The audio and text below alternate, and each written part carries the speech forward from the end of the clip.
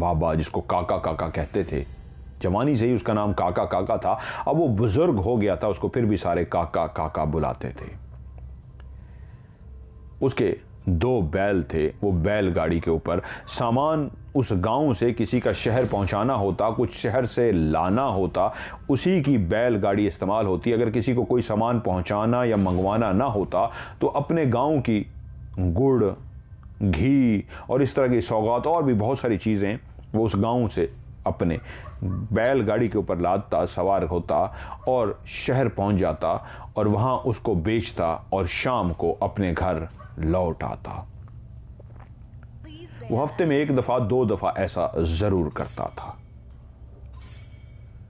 ऐसी ही एक सुबह सुबह उठा, उसने अपने दोनों बैल गाड़ी के आगे लगाए और शहर की तरफ रवाना हो गया। आज सुबह से ही आसमान पे बादल छाए हुए थे। वो जिस काम से शहर के लिए गया था उसने वो अपना काम किया, शाम हो गई और वहां से जब वो रवाना होने लगा तो उसी वक्त बारिश तेज हो गई। जब बादल सारा दिन आसमान पे हों, सर्दियों की रात हो और बारिश हो जाए तो एक तो सर्दी के अंदर बेइंतहा इजाफा हो जाता है, वहीं पे रास्ता बहुत मुश्किल होता है बैल के लिए। अभी तक बारिश बहुत तेज तो नहीं हुई थी लेकिन बारिश शुरू हो चुकी थी। उसने कहा मैं जल्दी से बैलों को भगाऊं ताकि तेजी के साथ सफर तय करूं और घर पहुंचूं, कहीं रास्ते में बारिश शदीद हो गई तो मेरे लिए मुश्किल पैदा हो जाएगी। वो बैल को हाँकता हुआ, उनके रस्सियां उसके हाथों में थी, 2 बैल जुते हुए थे। अमूमन लोगों ने एक देखा होगा लेकिन उन्होंने तांगा देखा होगा, घोड़े जो जोते जाते हैं, घोड़े जो लगाए जाते हैं, 2-2 बग्गी के आगे घोड़े लगाए जाते हैं, ऐसे ही उसके 2 बैल थे। वो चलते चलते चलते काफी शहर से दूर अपने आधे सफर को तकरीबन तय कर चुका तो वहीं पे उसको अपने गांव की 2 खवातीन नजर आईं। वो बिल्कुल रास्ते में खड़ी थीं। अभी घुप अंधेरा नहीं हुआ था, रात होने में थोड़ा सा टाइम बाकी था, लंबा सफर था। तो उसने बैल के आगे जब 2 खवातीन को देखा, बारिश हो रही है, वो रुक सा गया और उसने पहचान लिया। उसने कहा काका हमें भी ले चलो। वो खुश हो गई, चलो गांव का एक शख्स हमें मिल गया। तो काका बोला तुम इधर क्या करी? उसने कहा हम भी शहर गए हुए थे पैदल, लेकिन बारिश की वजह से लेट हो गए। अब ऐसे मकाम पे पहुंच गए थे कि हम परेशान थे, क्या करें, शुक्र है आपको देख लिया तो हम खुश हो गए। तो काका बोलता है आओ आओ जल्दी करो, गाड़ी पे बैठ जाओ, जल्दी से चलना है, रात न पड़ जाए। ये माँ और बेटी थी, दोनों को काका पहचानता था और दोनों माँ बेटियां काके को भी पहचानती थी। वो दोनों गांव पे जाने के लिए बैलगाड़ी पे सवार हो गई। काका बैलगाड़ियों को आगे चला, आगे बैठ गया और बैल चल पड़े। बारिश अब इतनी हो चुकी थी कि कीचड़ बनना शुरू हो गया था। कच्चे रास्ते होते थे और कच्चे रास्ते से जब बैलगाड़ी जाती थी तो कीचड़ में काफ़ी मुश्किल हो जाता था। बारिश हो रही थी, माँ बेटियां दोनों सुकून से पीछे बैठी हुई थी कि एकदम से बारिश तेज हो गई। जैसे ही बारिश तेज हो गई तो अब रास्ता मुश्किल से था कि बैल रास्ता देख सकें और ये लोग आराम से जा सकें। तो वहीं वो उठा और बड़ी मुश्किलों से उसने लालटेन, 2 लालटेन जलाए, इस अंदाज में कि बैल के ऊपर उसने एक अपना छत सी आर्जी तौर पे रखी हुई थी। जब इस तरह के मामलात होते थे तो उसके ऊपर वो छत सी तान लेता था, कपड़े की बनी होती थी, 4 वो डंडे लगाता था, 4 डंडे सीधे करके उसके ऊपर कपड़ा सा बांध लेता था ताकि बारिश से भी बचा जा सके और रोशनी के लिए लालटेन उसके अंदर जलाए जा सकें। वो उठा और उठ के, क्योंकि बारिश तेज थी, उसने 4 डंडे लगाए और उसके ऊपर पड़ताल डालकर छत सी बना दी और उसके नीचे 2 लालटेन जला दिए। एक लालटेन उसने अंदर लटका दिया और एक लालटेन आगे की तरफ लटका दिया कि रास्ता उससे नजर आता रहे, क्योंकि उस वक्त के लोगों के लिए रोशनी के लिए होता ही लालटेन था। अब बहुत तेज बारिश हो रही थी, एक शोर करती हुई बारिश और रात का टाइम, और कीचड़ के अंदर बैल जब दोनों अपना पांव रखते तो उनके पांव रखने की एक आवाज आती, पटाक पटाक पटाक पटक, और वो पानी के अंदर एक शोर सा पैदा करते हुए, और एक बैलगाड़ी रात को जब चल रही है तो वो भारी भरकम सी जो गाड़ी जो कच्चे रास्ते में पानी के अंदर से गुजर रही है, तो पानी के अंदर वो जो पहिए हैं उनके चलने की वजह से भी एक आवाज पैदा हो रही है। जहां बैल अपने पांव पानी के अंदर रखते हैं, वो शोर पैदा कर रहे हैं, वहीं पे वो जो गाड़ी है बैल,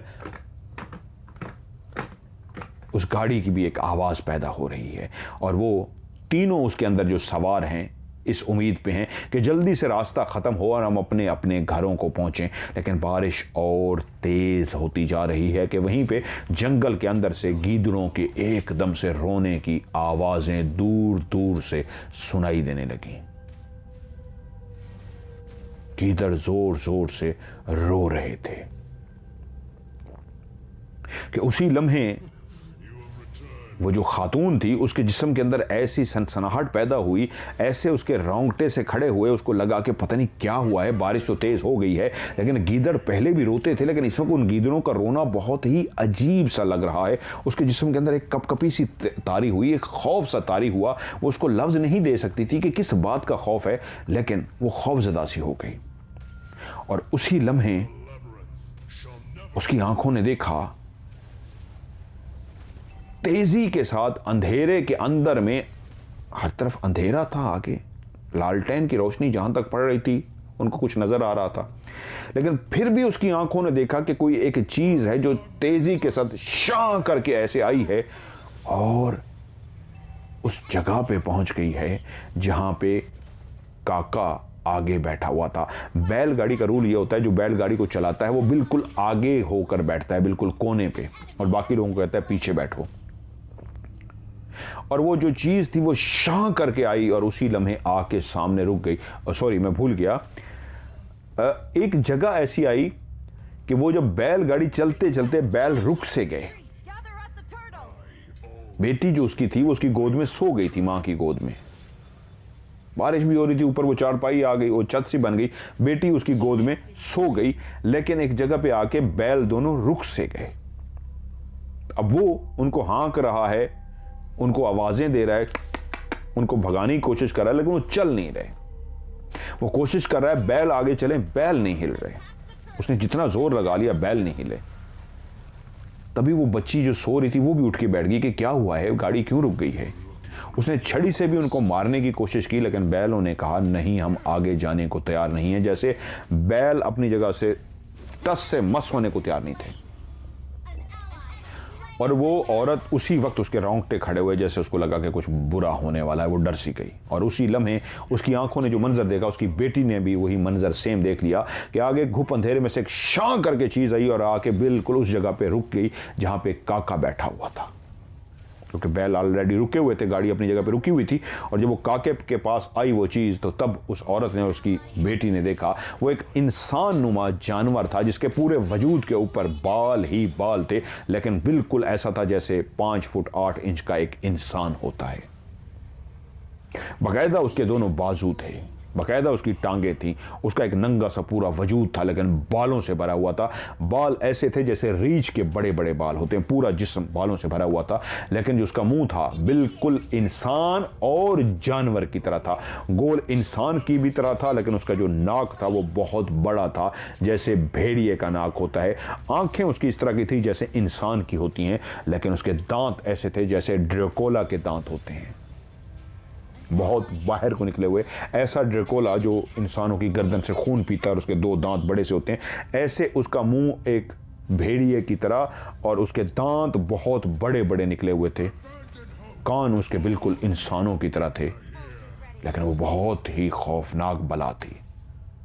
उसकी आंखें सिर्फ इंसानों की तरह थी, नाक उसका मुंह भेड़िए की तरह, लेकिन उसमें से जो दांत निकले हुए थे जैसे इंसान के दांत होते हैं, बहुत बड़े बड़े दांत निकले हुए। उसकी आंखें लाल सुर्ख थी और वो शां करके एक आया है और वो बला आई है और बैलगाड़ी के सामने काका के पास रुकी है और उन्होंने देखा है उसने अपना एकदम हाथ उठाया है और उसके हाथ के नाखून ऐसे थे जैसे जानवर के नाखून होते हैं। 5 उंगलियां ही थी इंसानी हाथ की तरह, लेकिन उसके आगे नाखून बहुत बड़े बड़े थे। उसने अपना हाथ काका की गर्दन में मारा है और जैसे ही मारा है उसके बाद उसने उसको ऐसे खींचा है तो काका उसके हाथों में ऐसे चला गया है जैसे कोई बड़ा शख्स एक छोटी सी गुड़िया जो होती है, खिलौना गुड़िया, उसको गर्दन से पकड़ के उठाए तो उसका कितना वजन होगा?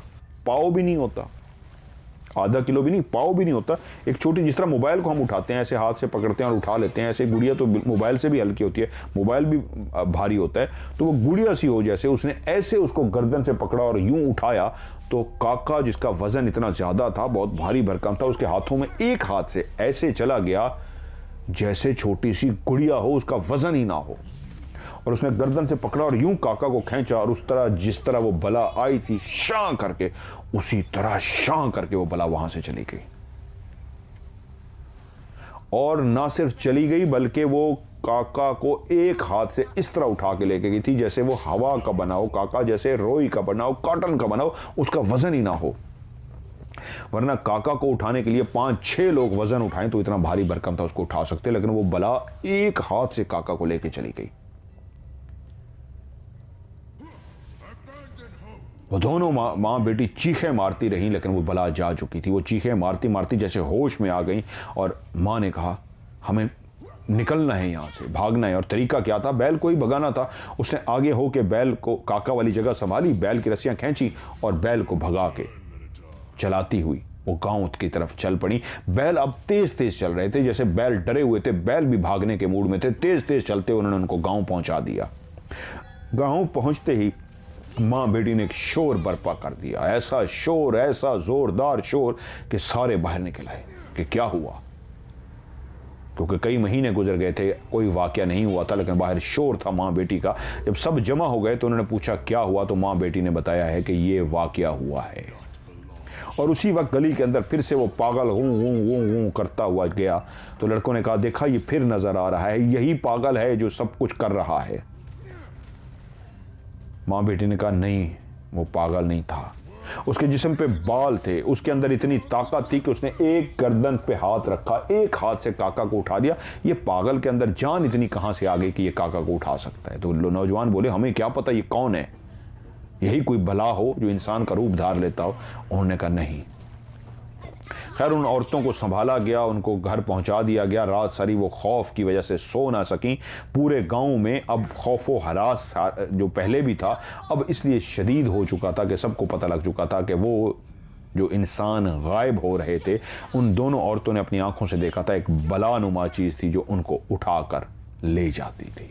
और वो इतनी ताकतवर थी कि एक हाथ मारती थी और इतनी तेजी से आती थी कि शां करके आती थी, 1 सेकंड आके लगता था उसको रुकने में, और एक हाथ गर्दन में मारती थी और शां करके चली जाती थी। कहां जाती थी कोई किसी को नहीं पता, लेकिन ये गांव वालों को पता लग गया था कि वो इतनी स्पीड है उसकी कि पलक झपकते ही वो पहुंच जाती है, पलक झपकते ही वो गायब हो जाती है। और बहुत ही खौफनाक और भयानक है, कदो कामत इंसान की तरह है लेकिन कोई जानवर की तरह है, खौफनाक बला है। उसके सर के ऊपर कोई बाल नहीं थे, छोटे छोटे ही बाल थे, जैसे इंसान के सर पे छोटे छोटे जैसे घुंघरियाले बाल होते हैं, बहुत सख्त किस्म के, ऐसे घुंघरियाले उसके बाल थे। अगली सुबह गांव वालों ने, रात तो खैरियत से गुजर गई, जानते थे कि अब वाकया नहीं होगा, काका को बला उठा के ले गई। ये सुबह उठ के सारों ने पंचायत की, बैठक लगाई कि क्या हल करें। नौजवानों से कहा गया कि तुम इस पागल पे भी ध्यान रखो, इस पे भी निगाह रखो, इसको कहना कुछ नहीं, इस पे निगाह रखो, इसकी तो मुट्ठियां ही बंद हैं, ये क्या कर सकता है। बहरहाल इतना कहेंगे कि अब हमें अलर्ट रहना होगा, वो बहुत खौफनाक चीज़ है, हमें अपने दरवाजे को, खिड़कियों को बंद रखना होगा और बहुत मोहतात रखना होगा। पहले ही हमारे काफ़ी लोग इस गांव से जा चुके हैं और दूसरे गांव वालों को भी बता दो मामला ये है। उन्होंने दूसरे गांव वालों को भी जाके ये बात बता दी और सब अलर्ट हो गए। रातों को दरवाजे खिड़कियां अच्छी तरीके बार बार चेक करते और फिर सोते। घरों के अंदर बच्चे थे वो बेइंतहा खौफजदा थे, क्योंकि माँ बाप जब रात को दरवाजे को बंद कर लेते फिर से रातों को उठ उठ के चेक करते, खौफ की वजह से कहीं दरवाज़ा खुला तो नहीं रह गया, वो बला घर में ना आ जाए। इतना खौफ था कि 2 दफा चेक करके सोए थे दरवाजे को, आहट भी होती बाहर, कोई जानवर भी बोलता, हल्की सी भी सरसराहट होती, भागते और जाके देखते कहीं हमारा दरवाजा तो नहीं खुला हुआ, नहीं, बंद है। ऐसे ही कुछ वक्त इसी तरह गुजरता रहा। वो खौफ के मारे अब रातों को उनको नींद नहीं आती थी। जब वो बैठक में बैठते तो यही बातें करते थे, इतना खौफ है अब हम सो नहीं सकते। कि फिर एक रात वो सब अपने अपने बिस्तरों में सोए हुए थे कि बाहर एक चीख सुनाई दी, एक औरत की भयानक चीख। एक औरत जोर शोर से चीख रही थी। वो परेशान हो गए, क्या करें, एक औरत चीख रही है, मदद की उसको जरूरत है, क्या करें।